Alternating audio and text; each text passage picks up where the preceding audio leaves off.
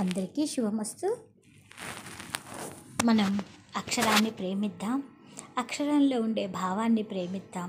అలా అక్షరాల్లో ఉండే భావాలను ప్రేమిస్తూ ముందుకెళ్దాం. నేను మీ గిరిజా శాంతకుమారి తొమ్మండ్రు.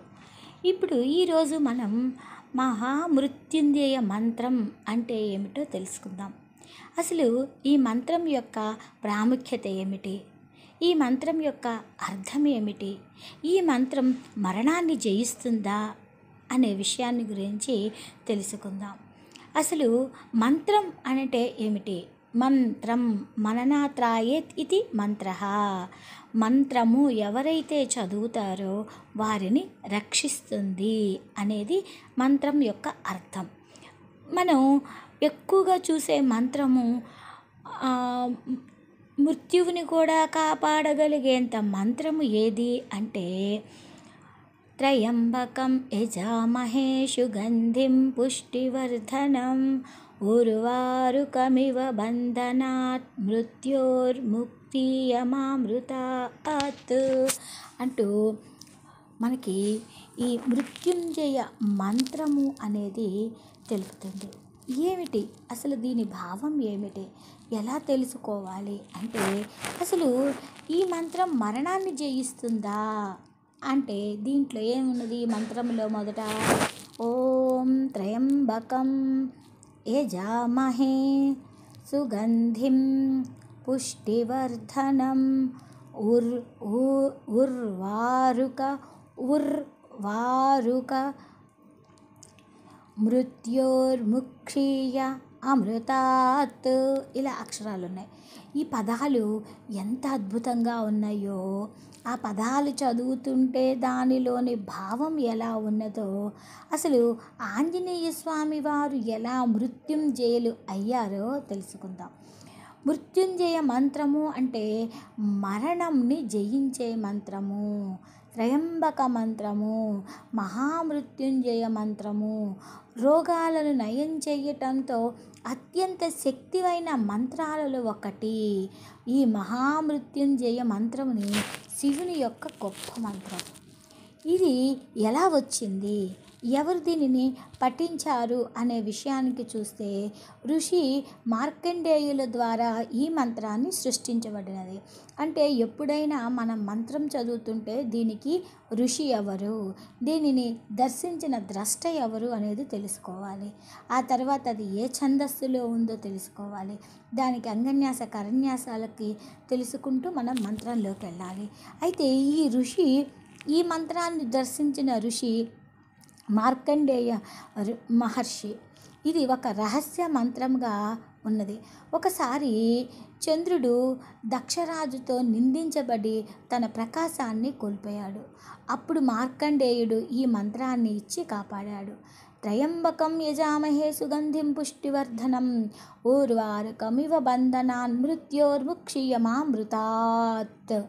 అసలు దీనిలోని ఒక్కొక్క అర్థం ఏమిటో తెలుసుకుందాం. ఫస్ట్ ఓం. ఓం అంటే శ్లోకానికి మనం ఏదైనా ఒక మంత్రానికి ముందు పలుకునే అక్షరము ఓం.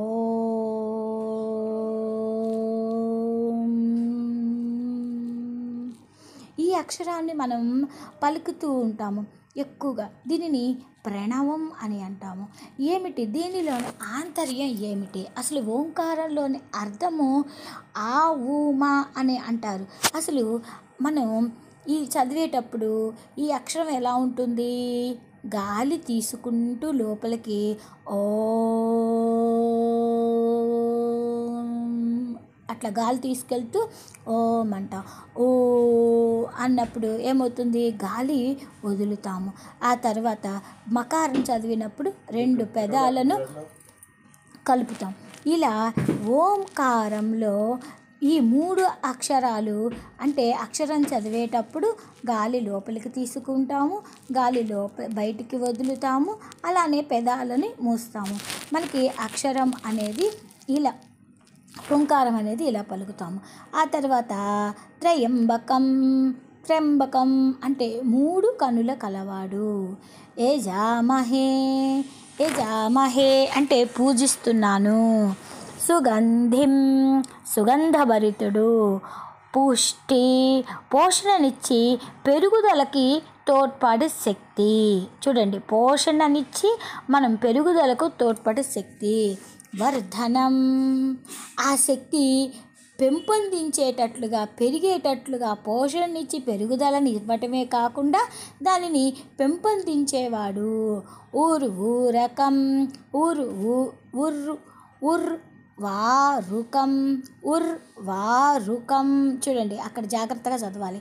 ఉర్వారుకం అంటే, ఉర్వారకం అంటే దోసపండు వలె బంధనాత్, మన బంధనాలని తొలగించి మన మృత్యువుల నుండి కాపాడి అమృతం కొరకు, అమరత్వం కొరకు నన్ను రక్షించు, విడిపించు అంటూ దీనిలోని భావన.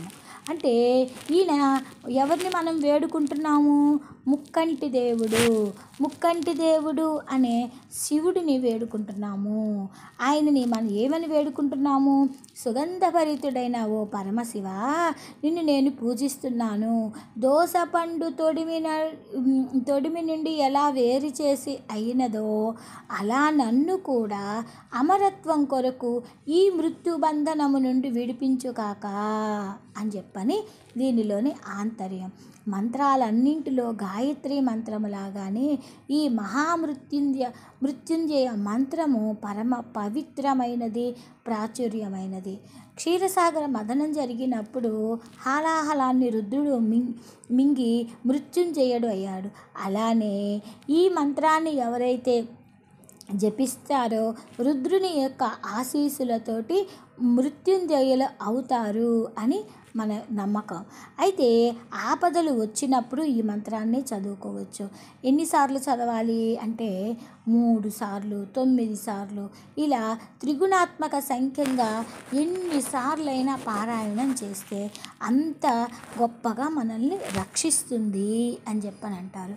ఈ మంత్రం పఠించిన వారికి ఒక శక్తివంతమైన రక్షణగా, ప్రమాదాల బారి నుండి కాపాడుతుంది, దుష్ట శక్తుల నుండి మనకి రక్షిస్తుంది అని పెద్దవాళ్ళు చెప్తారు. ఈ మంత్రం ఇంకా ఏం చేస్తుంది? మనలోని సర్వ రోగాలను తగ్గించే శక్తి ఉంది.